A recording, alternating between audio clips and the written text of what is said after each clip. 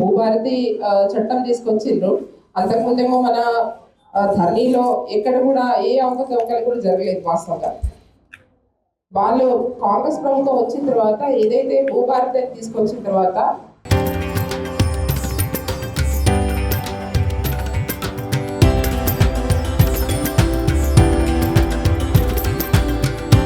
తరతరాలుగా తరగని స్వర్ణ బంధాలు మన మానిపల్లి జ్యువెలర్స్. ఏదైతే సర్వే చేసినప్పుడు వాళ్ళకి ఆల్రెడీ పట్టాలు ఉన్నాయి, రెవెన్యూ పట్టాలు ఉన్నాయి. రెవెన్యూ పట్టా ఉన్న వాళ్ళకి నిషేధిక భూమిలో ఏ విధంగా వాళ్ళని సర్వే చేసినప్పుడు మరి చాలా మందికి వాస్తవం తెలియదు, ఇప్పుడు కూడా తెలియదు. వాళ్ళు ఇంకా మాకు నిషేధిక భూమిలో పట్టాయి అనేది కూడా తెలియదు వాళ్ళకి వాస్తవంగా. మరి ఒక్కొక్కటి కొద్దిగా చదువుకున్న వాళ్ళకి తెలుస్తుంది కాబట్టి వాళ్ళు బయటకు వస్తున్నారు తప్ప, కానీ ఎవరికైతే చదువుకోలేని వాళ్ళకి ఎవరు కూడా పట్టా వాళ్ళ దగ్గర ఉంది. ఆల్రెడీ బందోబస్తు పట్టా, రెవెన్యూ పట్టా ఇచ్చింది ఉంది. అది నిషేధిత భూమిలో పట్టా వీళ్ళు తీసుకున్న తర్వాత ఇప్పుడు అన్ని కూడా లిస్టు పెట్టిన తర్వాత ఇప్పుడు ఒక్కొక్కరికి మండల్ వైజ్ కానీ గ్రామ పంచాయతీ వైజ్ కానీ అందరూ ఆ లిస్టు చూసిన తర్వాత మరి నిషేధిక భూమిలో ఎందుకు పట్టది, ఎట్లా చేస్తారు? సర్వే ఆల్రెడీ పట్టా ఇచ్చారు. వాస్తవంగా నా దగ్గర కూడా 3-4 వచ్చాయి. ఆల్రెడీ మీకు పట్టా నేను వాళ్ళని తీసుకొస్తున్నారు, రమ్మని చెప్పాను కానీ వస్తున్నారు. ఆల్రెడీ వాళ్ళకి పట్టా ఉన్న భూమిని పాప వాళ్ళు చాలా పేదవాళ్ళు, కొలంస్ వాళ్ళ భూమిని కూడా నిషేధిక భూమిలో మన పెట్టడం అనేది ఎంతవరకు కరెక్ట్? ఇప్పుడు వాళ్ళ ఆల్రెడీ పట్టా ఉంది, బందోబస్తు పట్టా ఉంది. ఇప్పుడు అన్నగారు చెప్పినట్టు ఎక్కడ కూడా మండలంలో అంతా కూడా ఒక మండలి కాదు, ప్రతి ఒక్క మండలి కూడా ఇదే ఉంది. ఇప్పుడు వాళ్ళు ఏం చేస్తున్నారంటే భూభారతి అని పెట్టేసి మరి భూభారతి చట్టం తీసుకొచ్చేసి ఎక్కడ ఒక కొమరంభీం జిల్లానే కాదు అన్ని జిల్లా కేంద్రాల్లో కూడా చాలా ఇబ్బంది పెడుతున్నారు. ఒక టౌన్ లో కూడా ఏదైతే సర్వే చేయించారు, దాంట్లో మ్యాప్ అంతా కూడా ఫొటోస్ అన్ని కూడా పెట్టేసి చేశారు. సరే, ఏదైతే మన గవర్నమెంట్ ల్యాండ్ ఉందో అది కూడా వాళ్ళు తీయాలి కదా. ఇంత గవర్నమెంట్ ల్యాండ్ ఉంది, ఇంత పట్టా ల్యాండ్ ఉంది. మరి ఎవరికైతే నిషేధిక భూమిలో పడక ముందు మరి ఎవరెవరికి పట్టాలు ఉన్నాయని కూడా వాళ్ళకి రెవెన్యూ డిపార్ట్మెంట్ వాళ్ళకి తెలుసు కదా. తెలుసులో కూడా మళ్ళీ నిషేధిక భూమిలో మరి చూపెట్టడం అనేది మరి రెవెన్యూ డిపార్ట్మెంట్ వాళ్ళు వాస్తవంగా అన్న చెప్పినట్టు రెవెన్యూ వాళ్ళు చేసిన తప్ప, ఇది ప్రభుత్వం చేపించినటువంటి తప్ప అనేది తెలియాలి. ఎందుకంటే ఈరోజు రెవెన్యూ వాళ్ళు కూడా ఏదైతే ఆ భూములని నిషేధిక భూమిలో పెట్టి వాళ్ళని మరి ఒక్కొక్కరు పోయిన తర్వాత మరి ఆల్రెడీ వాళ్ళకి పట్టా ఉన్న తర్వాత మరి మీ గవర్నమెంట్ ల్యాండ్ పడ్డది కాబట్టి ఇది తీయాలంటే ఇంత ఖర్చు వస్తుంది, అంత ఖర్చు వస్తుంది, ఇంత ఇవ్వాలి అంత ఇవ్వాలి అని డిమాండ్ చేస్తున్నారు. మరి పాప వాళ్ళు ఏమి ఇస్తారు చెప్పండి? ఇప్పుడు ఇచ్చే రైతు బంధువు సరిగా లేదు, ఇచ్చేది రైతు బీమా సరిగా లేదు. రైతు బీమా కూడా ప్రీమియం కట్టలేదు. ఇప్పటికీ దాదాపు ఒక 5-6 రైతులు నా దగ్గరకు వచ్చారు. చనిపోయిన వాళ్ళు దాదాపు 3-4 నెలలు అవుతుంది. ఇప్పటి వరకు కూడా వాళ్ళకి రైతు బీమా రావట్లేదు. మరి ఈ ప్రభుత్వం మరి కాంగ్రెస్ ప్రభుత్వం వస్తే రైతు బీమా ఇస్తామన్నారు, కంటిన్యూగా చేస్తామన్నారు. మరి కంటిన్యూగా అది కూడా చేయట్లేదు. ఇప్పుడు ప్రీమియం కూడా కట్టట్లేదు.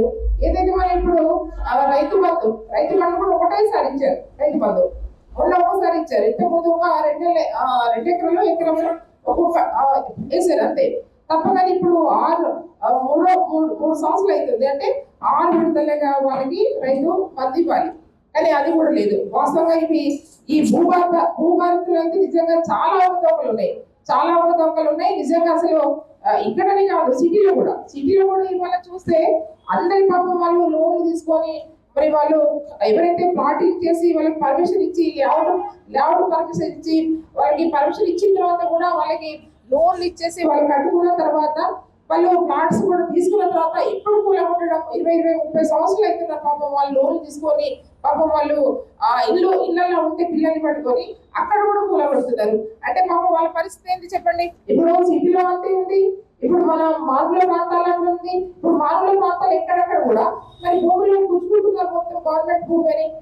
ఈ భూమి ఇప్పుడు వాళ్ళు చెప్పింది ఏంటి? కాంగ్రెస్ ప్రభుత్వం వస్తే మన ఏదైతే ఆ రోజు ధరణిలో అవకతవకలు ఉన్నాయనేసి ఆ రోజు చెప్పారు. మరి ధరణి ఉన్నప్పుడు ఎవరి భూమి ఎవరు పుంజుకున్నారు?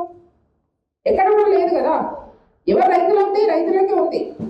ఎవరైతే మన అంటే ఇద్దరు ఇప్పుడు కౌలు రైతు ప్లస్ తర్వాత ఎవరైతే పట్టాదారు అట్లా కొంత కొంచెం ఇబ్బందులు వచ్చినాయి తప్ప కానీ ఎక్కడ కూడా ధరణిలో ఇట్లా అవకతవకలు జరగలేదు.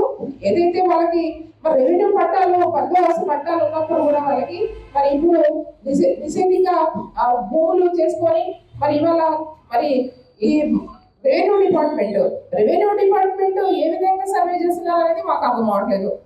ఎట్లా ఇప్పుడు రెవెన్యూలో ఆల్రెడీ వాళ్ళకు ఎంతమందికి అయితే వాళ్ళకి పట్టాలు ఉన్నాయి అనేది వాళ్ళకి తెలిసిన తర్వాత కూడా ఇప్పుడు మళ్ళీ నిషేధిక భూమిలో మరి వాళ్ళని అందరినీ కూడా చూపెట్టేసి మరి గవర్నమెంట్ కి లిస్ట్ పంపించారంటే ఇది మరి ప్రభుత్వం చేసిన వాటి కుట్రనే అనిపిస్తుంది ఇప్పుడు. ఎందుకంటే ఇవాళ మంత్రి రెవెన్యూ శాఖ మంత్రి గారు మరి ఆ విధంగా వాళ్ళు చెప్పడంలోనే ఇక్కడ అధికారులు తప్పులు చేస్తున్నారు అన్నట్టే భావించాలి కదా.